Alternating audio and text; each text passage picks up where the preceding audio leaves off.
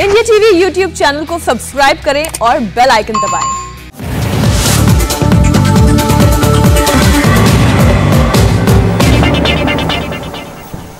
नमस्कार, मैं हूं सौरभ शर्मा। प्रधानमंत्री नरेंद्र मोदी इस वक्त देश के हालात पर लगातार बारीक से बारीक बात पर नजर रख रहे हैं। प्रधानमंत्री के दफ्तर से लगातार कॉल्स किए जा रहे हैं। मुख्यमंत्रियों से, मंत्रियों से, आर्मी के अफसरों से, एयरफोर्स से लगातार संपर्क में। पिछले 24 घंटे में प्रधानमंत्री के भी पास अमेरिका, जापान, कई देशों से फोन आए। प्रधानमंत्री मोदी ने किससे क्या बात की, किसको मीटिंग के लिए बुलाया, अमेरिका, ब्रिटेन, कहां से प्लेन भारत की मदद के लिए उड़ान भर चुके हैं, समंदर से कितने ऑक्सीजन टैंकर आ रहे हैं, कितना जरूरत का सामान आ गया है, कितने की जरूरत है, इसकी पूरी एक्सक्लूसिव डिटेल देखिए।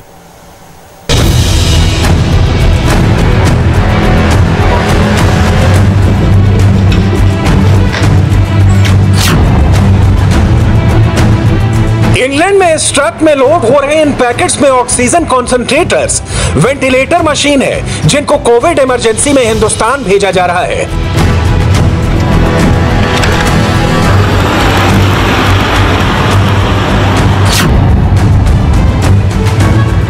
$318 फिलिप्स ऑक्सीजन कॉन्सेंट्रेटर्स अमेरिका से भारत पहुंचे।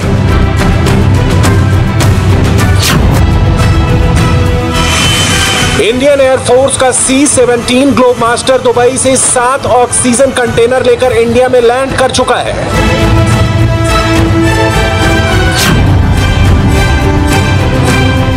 सऊदी अरब से 80 मीट्रिक टन ऑक्सीजन कंटेनर के साथ समुद्री रास्ते से भारत की ओर नॉन स्टॉप बढ़ रहा है। जर्मनी से मोबाइल ऑक्सीजन जनरेटर और मोबाइल इक्विपमेंट्स आने वाले हैं।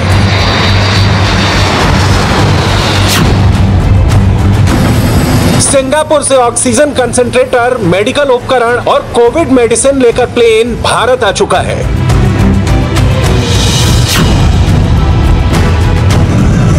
देश की ऑक्सीजन क्राइसिस सॉल्व करने के लिए फ्रांस से भी ऑक्सीजन कंटेनर एयरलिफ्ट होने वाले हैं। दुनिया के कोने कोने से, समुद्र से, हवाई जहाज से, पड़ोस से, हजारों किलोमीटर दूर से, हर तरफ से भारत की ओर मदद के हाथ बढ़ रहे हैं। हिंदुस्तान में कोरोना क्राइसिस हुई तो पूरा विश्व भारत की मदद करने के लिए आगे बढ़ा।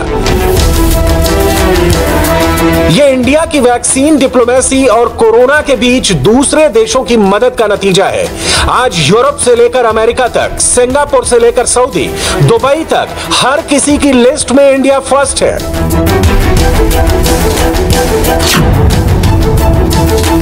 सबसे पहले उस देश की बात जिसने कोरोना का तांडव सबसे ज्यादा झेला है। अमेरिका में 68 लाख से ज्यादा एक्टिव कोरोना केस हैं। 5,86,000 से ज्यादा लोगों की जान कोरोना ले चुका है। अमेरिका जानता है कोरोना जब आउट ऑफ कंट्रोल होता है तो कैसा मंजर होता है। जब अमेरिका में सबसे ज्यादा तबाही मची हुई थी उस वक्त भारत ने हाइड्रोक्सी क्लोरोक्वीन दवाई इमरजेंसी में दी थी, बाकी मेडिकल मदद की थी। आज अमेरिका अपनी दोस्ती निभा रहा है। अमेरिकी राष्ट्रपति जो बाइडेन के एक एक शब्द को समझिएगा। जिस तरह महामारी की शुरुआत में भारत ने अमेरिका की मदद की थी, उसी तरह जरूरत के इस वक्त में हम भारत की मदद करने को लेकर दृढ़ संकल्प है। सही वक्त पर सही तरीके से लिया गया फैसला सबसे कारगर होता है। ये एयर इंडिया की फ्लाइट है जो अमेरिका से दिल्ली आ रही है। इसी फ्लाइट से अमेरिका से मेडिकल हेल्प तुरंत इंडिया रवाना कर दी गई।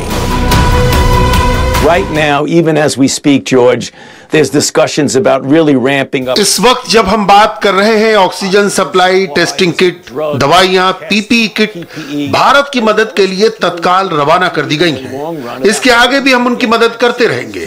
भारत को वैक्सीन बनाने में भी हम सहायता करेंगे। भारत में काफी खराब हालात हैं। ऐसा ही कम इनकम वाले देशों का हाल है। हम ज्यादा से ज्यादा मदद कर सकते हैं और उम्मीद करते हैं जल्द ही सब कुछ पहले जैसा हो जाएगा। That's going on in India and other low and middle income countries.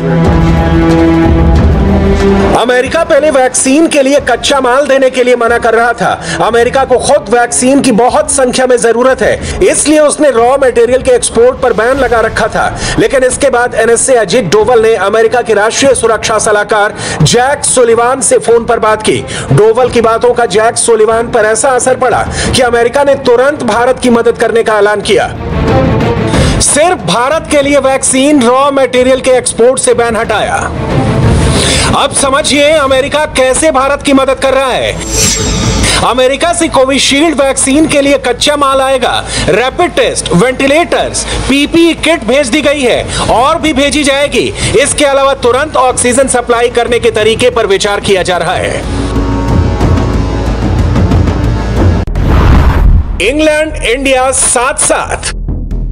Corona की इस लड़ाई में इंग्लैंड से मदद की पहली खेप भारत रवाना हो चुकी है।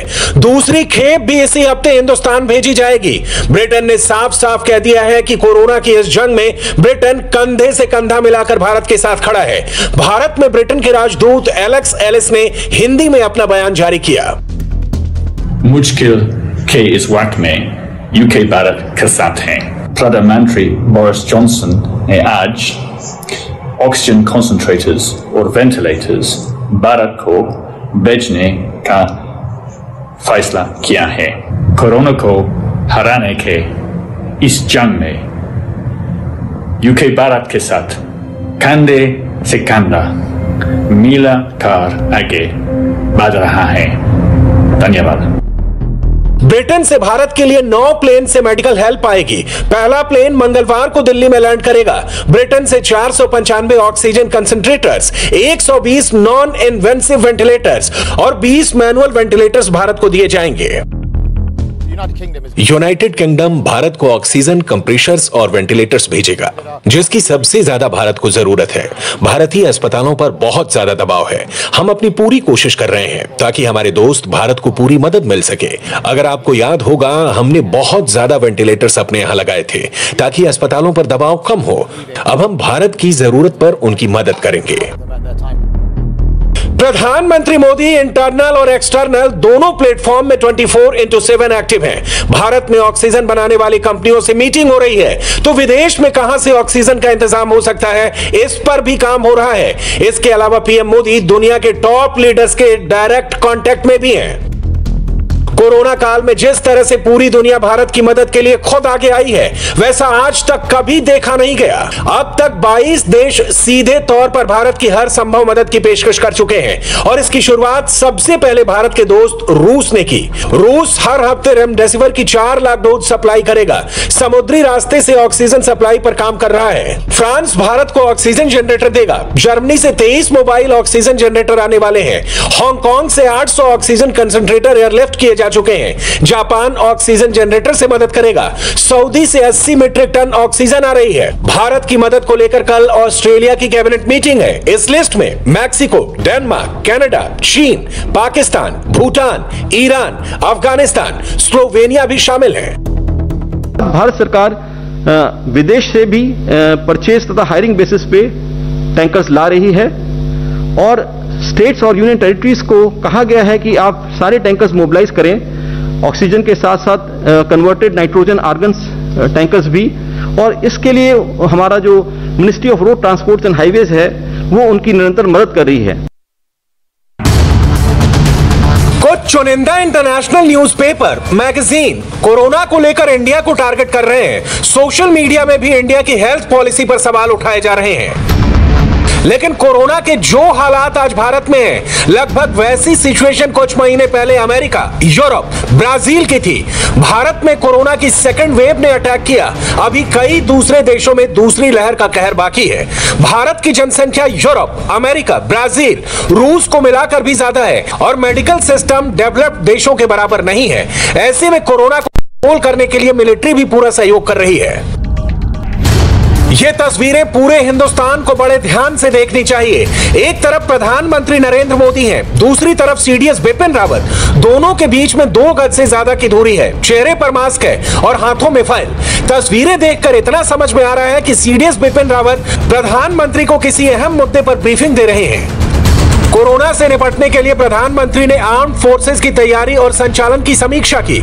जिसमें बिपिन रावत ने बताया 2 साल में डिफेंस से जितने भी डॉक्टर रिटायर हुए या फिर वीआरएस लिया है उनको कोविड सेंटर में काम करने के लिए वापस बुला लिया गया है। अस्पतालों में काम करने के लिए बड़ी संख्या में नर्सिंग स्टाफ की नियुक्ति की जा रही है। मिलिट्री बड़े स्तर पर कोविड सेंटर तैयार कर रही है और एयरफोर्स से ऑक्सीजन की सप्लाई लगातार जारी है। देश में कोरोना पैनिक जबरदस्त है, लेकिन हर दिन के साथ स्थितियां कंट्रोल में लाने का प्रयास और तेज हो रहा है। विदेशों से जो मेडिकल इक्विपमेंट्स लाए जा रहे हैं वो ऑक्सीजन क्राइसिस का परमानेंट सॉल्यूशन साबित होंगे। ऑक्सीजन कॉन्सेंट्रेटर, ये नाम आप बार बार सुन रहे होंगे। इंग्लैंड से हांगकांग तक ऑक्सीजन कॉन्सेंट्रेटर की सबसे ज्यादा मदद हो रही है। ऑक्सीजन कॉन्सेंट्रेटर क्या है, कैसे ऑक्सीजन सिलेंडर से अलग है और कैसे ऑक्सीजन क्राइसिस में सबसे कारगर साबित हो सकता है। ऑक्सीजन कॉन्सेंट्रेटर देखने में एक पोर्टेबल ट्रॉली या कंप्यूटर के आकार का हो सकता है। कुछ ऑक्सीजन कॉन्सेंट्रेटर वाटर प्यूरिफायर की तरह भी दिखते हैं। अलग अलग कंपनियां अलग अलग मॉडल बनाती हैं। दरअसल ये एक तरह से पोर्टेबल मशीन है जो घर या बाहर की सामान्य हवा से ऑक्सीजन जनरेट करती है।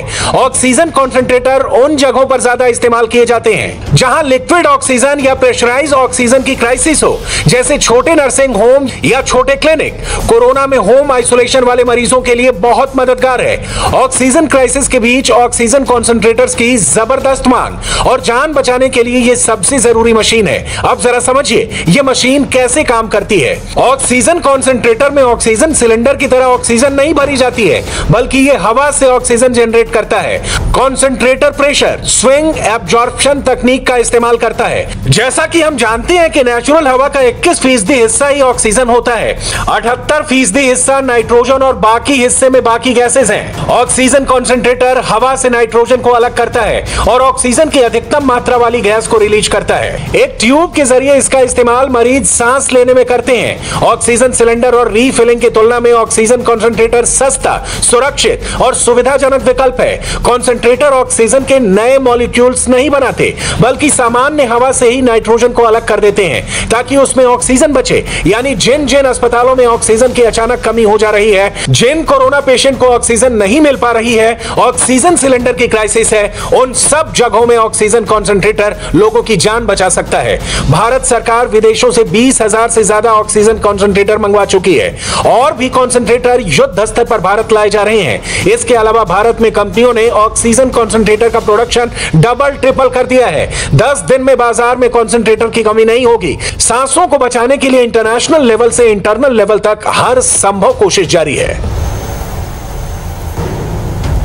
देश के अस्पतालों में ऑक्सीजन की कमी क्यों है, इसे भी समझना जरूरी है। छत्तीसगढ़ के रायगढ़ से 4 ऑक्सीजन टैंकर्स चले हैं जो आज रात दिल्ली पहुंचेंगे, यानी मिडनाइट से दिल्ली के अस्पतालों को कुछ राहत मिलेगी। यूपी के अस्पतालों में अब तक 32 टैंकर चलते थे, लेकिन अब 72 टैंकर चल रहे हैं, फिर भी अस्पतालों में कमी है। दरअसल इसकी वजह ऑक्सीजन नहीं, इसकी वजह ऑक्सीजन का ट्रांसपोर्ट है। ये समझने के लिए आपको देखना होगा कि कहां ऑक्सीजन के प्लांट हैं, कहां ऑक्सीजन की कमी है।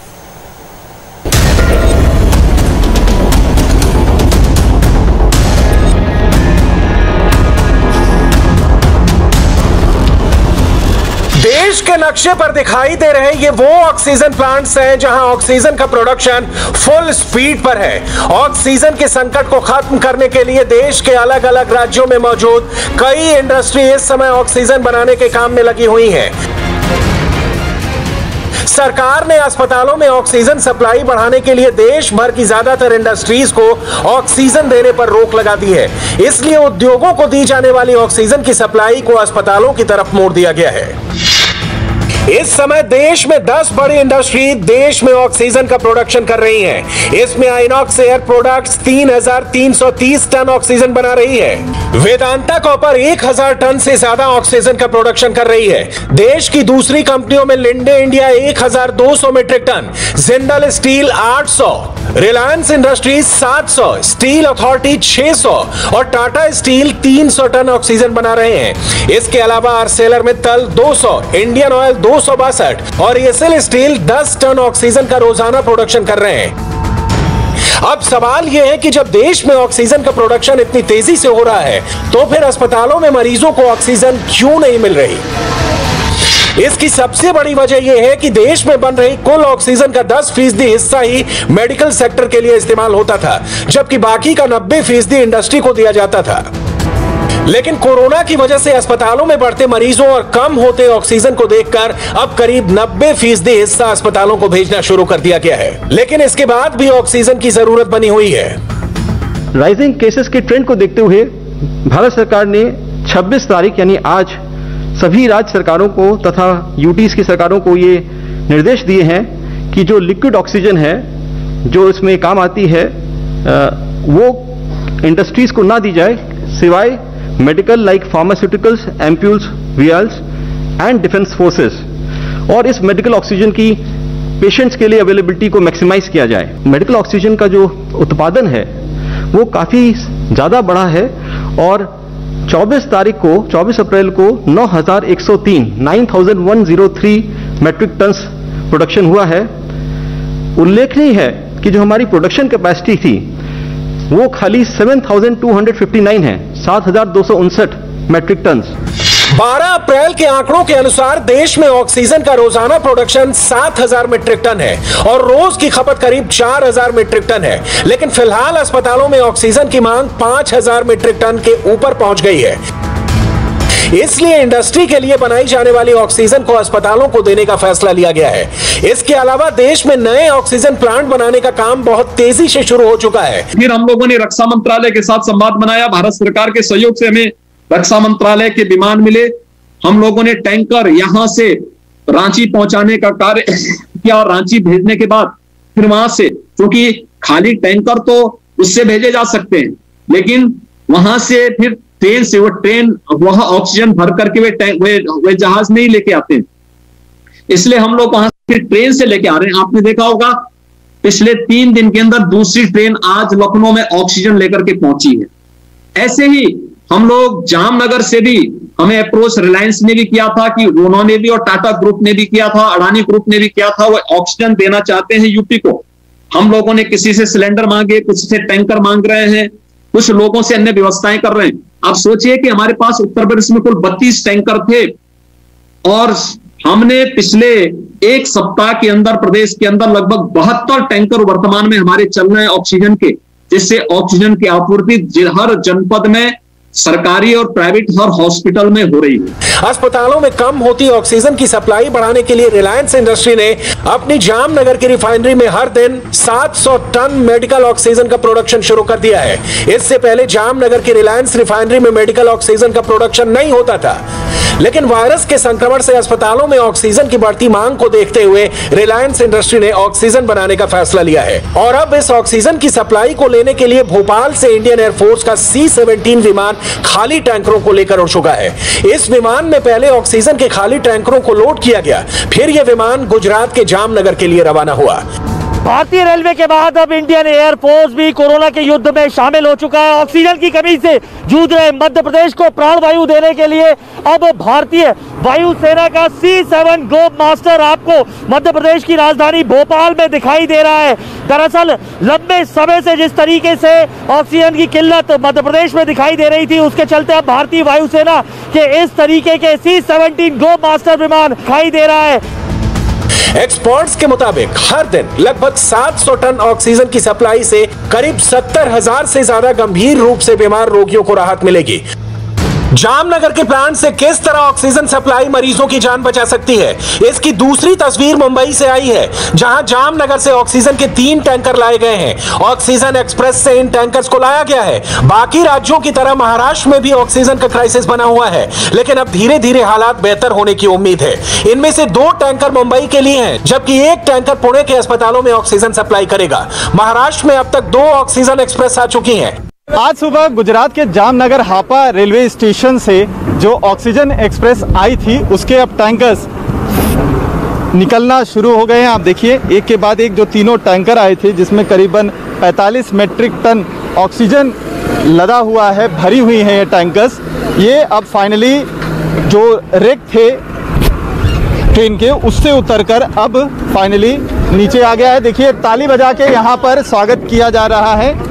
ये जो रेलवे के कर्मचारी थे, काफ़ी ज़्यादा इन लोगों ने मेहनत की, क्योंकि ये जो रेक हैं इनमें काफ़ी ज़्यादा गैप था, जिसकी वजह से जो अनलोडिंग का काम था उसमें काफ़ी ज़्यादा समय लगा, लेकिन अब काफ़ी मशक्क़त के बाद ये जो ऑक्सीजन के टैंकर्स हैं वो निकलने शुरू हो गए हैं। बीएमसी के जो अधिकारी हैं वो यहाँ पर पहुँच गए हैं, पेपर वर्क सारा कर लिया गया है, हैंडओवर का प्रोसीजर जो था वो पूरा कर लिया गया है और अब यहाँ से जो बीएमसी की टीम है पुलिस के साथ, वो इन सभी ऑक्सीजन के जो कंटेनर्स है उनको एस्कॉर्ट करते हुए आगे हॉस्पिटल तक डिलीवरी करने ले जाएगी।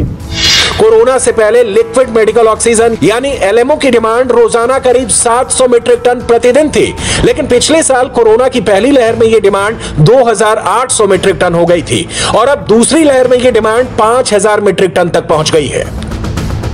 देश में मेडिकल और इंडस्ट्रियल ऑक्सीजन का मौजूदा स्टॉक 50,000 मीट्रिक टन है। इंडस्ट्रियल ऑक्सीजन को मेडिकल ग्रेड में बदलने के लिए उसे 93% तक शुद्ध करना होता है। ऐसे में इंडस्ट्रियल ऑक्सीजन सपोर्ट से ऑक्सीजन की कमी को पूरा किया जा सकता है, लेकिन सबसे बड़ी बात है कि ऑक्सीजन के प्रोडक्शन के अलावा इसको टैंकरों के जरिए दूसरे राज्यों में भेजना दूसरा सबसे बड़ा चैलेंज है, क्योंकि देश में ऑक्सीजन की सप्लाई करने वाले क्रायोजेनिक टैंकर बहुत कम है। इसलिए भारत सरकार ने सिंगापुर सहित दूसरे देशों से टैंकर मंगाने के ऑर्डर दे दिए हैं। लिक्विड ऑक्सीजन को डिस्ट्रीब्यूटर तक पहुंचाने के लिए सिर्फ 1200 से 1500 क्रायोजेनिक टैंकर्स मौजूद हैं। डिस्ट्रीब्यूटर के लेवल पर भी लिक्विड ऑक्सीजन को गैस में बदलकर सिलेंडर में भरने के लिए खाली सिलेंडर्स की कमी पड़ रही है, इसलिए दूसरे देशों से क्रायोजेनिक टैंकर्स मंगाना शुरू हो गए हैं।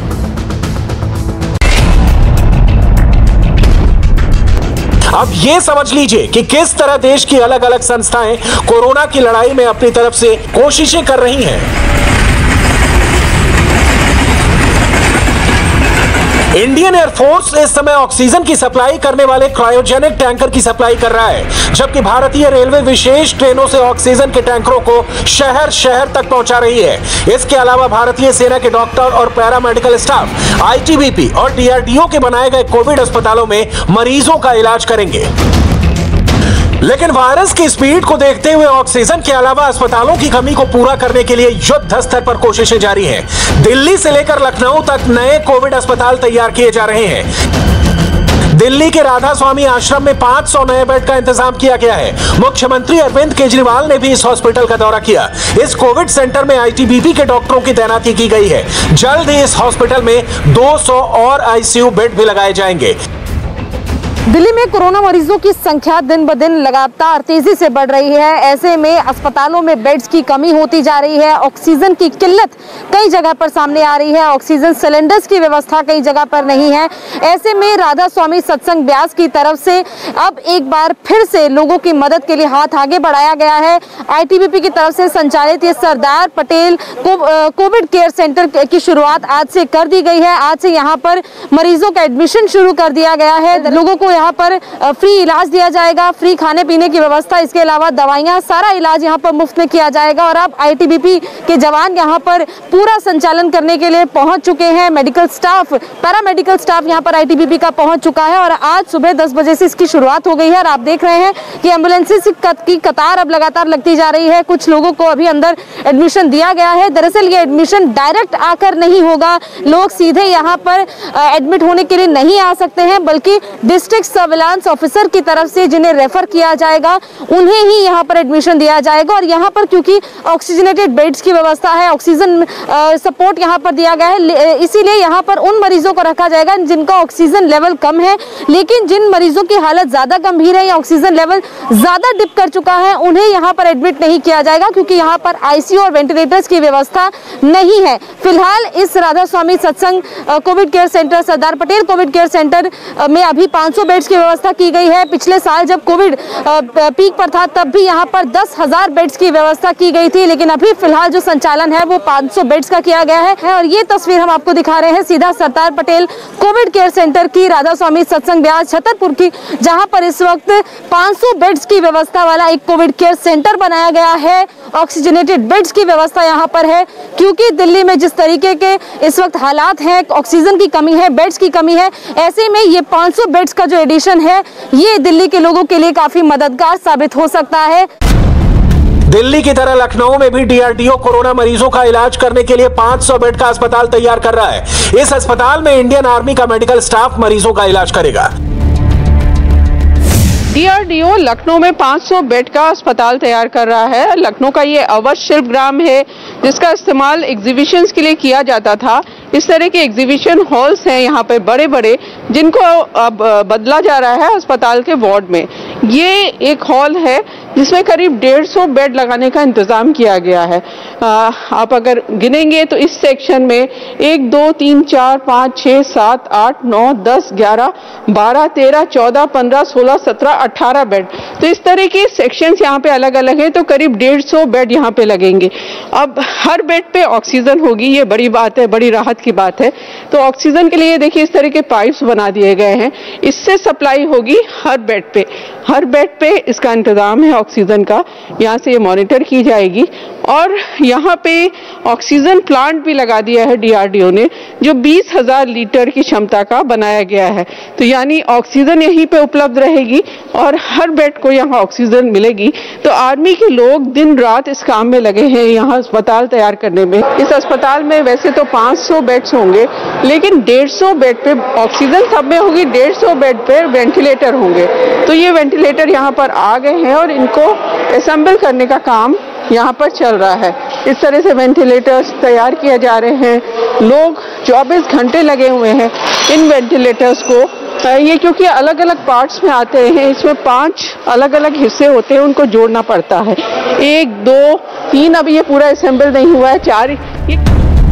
देश में ऑक्सीजन की कमी से लेकर नए अस्पतालों को बनाने तक हर कोई अपना 100% देने की कोशिश कर रहा है। उम्मीद है कि आने वाले कुछ दिनों में अस्पतालों में बिगड़ते हालात संभल जाए और मरीजों की मौत का सिलसिला थम जाए।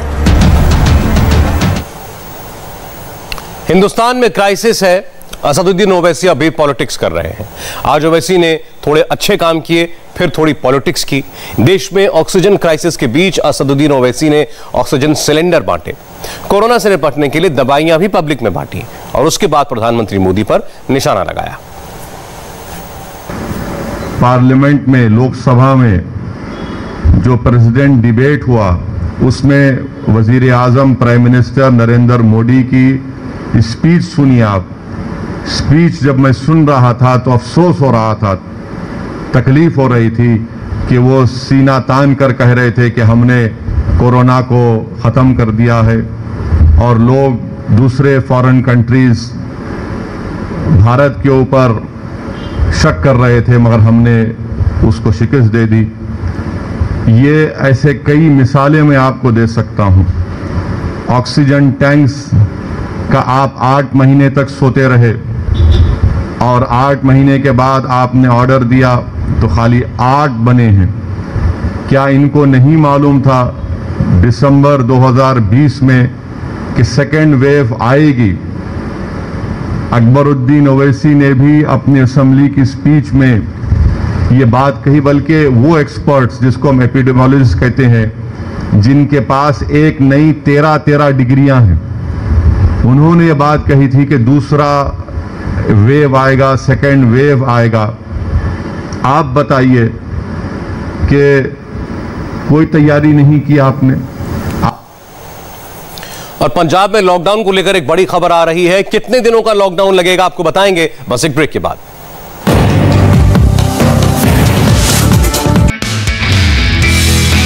नमस्ते, मैं हूं मीनाक्षी जोशी। वीडियो और खबरों से अपडेट रहने के लिए India TV YouTube channel subscribe करें, बेल आइकन दबाना ना भूलें। जुड़े रहें इंडिया टीवी के साथ।